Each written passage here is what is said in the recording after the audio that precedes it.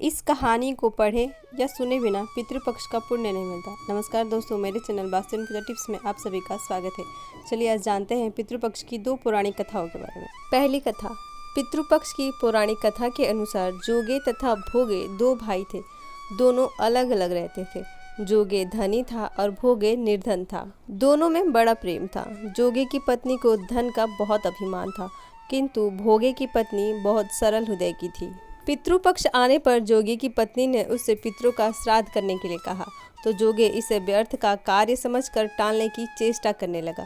किंतु उसकी पत्नी समझती थी कि यदि ऐसा नहीं करेंगे तो लोग बातें बनाएंगे। फिर उसे अपने मायके वालों को दावत पर बुलाने और अपनी शान दिखाने का उचित अवसर लगा। अतः वह बोली, आप शायद मेरी परेशानी की वजह से ऐसा कह रहे हैं, किंतु इसमें मुझे कोई परेशानी नहीं होगी। मैं भोगे की पत्नी को बुला लूँगी, दोनों मिलकर सारा काम कर लेंगी।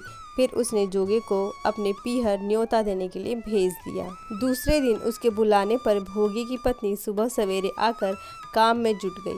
उसने रसोई तैयार की, अनेक पकवान बनाए, फिर सभी काम निपटा कर अपने घर आ गई।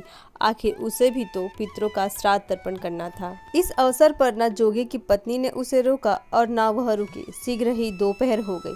पितर भूमि पर उतरे। जोगे भोगे के पितर पहले जोगे के यहाँ गए तो क्या देखते हैं कि उसके ससुराल वाले वहाँ भोजन पर जुटे हुए हैं। निराश होकर वे भोगे के यहाँ गए। वहाँ क्या था, मात्र पितरों के नाम पर अगियारी दे दी गई थी। पितरों ने उसी राख को चाटी और भूखे ही नदी के तट पर जा पहुँचे। थोड़ी देर में सारे पितर इकट्ठा हो गए और अपने अपने यहाँ के श्राद्धों की बढ़ाई करने लगे। जोगे भोगे के पितरों ने भी अपनी आप बीती सुनाई। फिर वे सोचने लगे, अगर भोगे समर्थ होता तो शायद उन्हें भूखा ना रहना पड़ता, मगर भोगे के घर में तो 2 जून की रोटी भी खाने को नहीं थी। यही सब सोचकर उन्हें भोगे पर दया आ गई। अचानक वे नाच नाच कर गाने लगे, भोगे के घर धन हो जाए, भोगे के घर धन हो जाए। सांझ होने को हुई।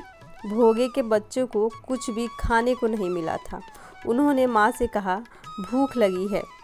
तब उन्हें टालने की गरज से भोगे की पत्नी ने कहा, जाओ आंगन में होंदी ओंधी रखी है, उसे जाकर खोल लो और जो भी मिले बांट कर खा लेना। बच्चे वहां पहुंचे तो क्या देखते हैं कि होंदी मोहरों से भरी पड़ी है। वे दौड़े दौड़े माँ के पास पहुंचे और उसे सारी बात बताई। आंगन में आकर भोगे की पत्नी ने यह सब कुछ देखा तो वह भी हैरान रह गई। इस प्रकार भोगे भी धनी हो गया, मगर धन पाकर वह घमंडी नहीं हुआ। दूसरे साल का पितृपक्ष आया।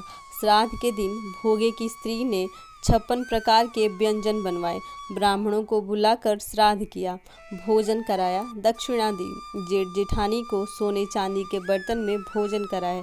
इससे पितर बड़े प्रसन्न तथा तृप्त हुए और पहली कथा समाप्त हुई। दूसरी कथा।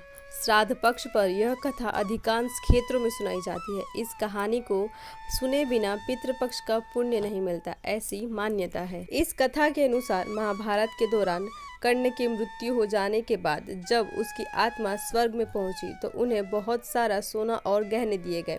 कर्ण की आत्मा को कुछ समझ नहीं आया, वह तो आहार तलाश रहे थे। उन्होंने देवता इंद्र से पूछा कि उन्हें भोजन की जगह सोना क्यों दिया गया। तब देवता इंद्र ने कर्ण को बताया कि उन्होंने अपने जीवित रहते हुए पूरा जीवन सोने का दान किया, लेकिन अपने पूर्वजों को कभी भी खाना दान नहीं किया। तब कर्ण ने इंद्र से कहा, उन्हें यह ज्ञात नहीं था कि उनके पूर्वज कौन थे और इसी वजह से वह कभी उन्हें कुछ दान नहीं कर सके। इस सब के बाद कर्ण को उनकी गलती सुधारने का मौका दिया गया और 16 दिन के लिए पृथ्वी पर वापस भेजा गया, जहां उन्होंने अपने पूर्वजों को याद करते हुए उनका श्राद्ध कर उन्हें आहार दान किया, तर्पण किया। इन्हीं 16 दिन की अवधि को पितृपक्ष कहा गया। अतः इस कथा को पढ़ने अथवा सुनने का बहुत ही महत्व है। कथा समाप्त हुई।